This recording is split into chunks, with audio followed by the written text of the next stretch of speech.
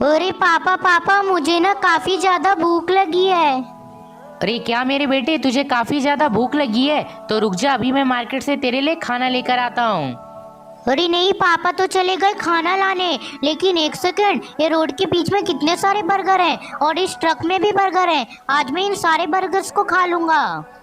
चलो फाइनली वो बच्चा मेरे जाल में फंस गया। अब मैं जल्दी से ट्रक का दरवाजा बंद कर लेता हूँ। अरे नहीं, ये ट्रक का दरवाजा किसने बंद किया? ओए खोलो खोलो, ट्रक का दरवाजा खोलो। अबे भूल जा बच्चे, क्योंकि अब ये ट्रक का दरवाजा कभी नहीं खुलेगा। हा हा हा। अरे नहीं पापा, मुझे बचा लो। अरे हाँ मेरे बेटे, तू डर मत, मैं आ गया हूँ और अभी इसे मजा चखाता हूँ। वेनम के बच्चे ये ले। अरे नहीं भाई साहब, आ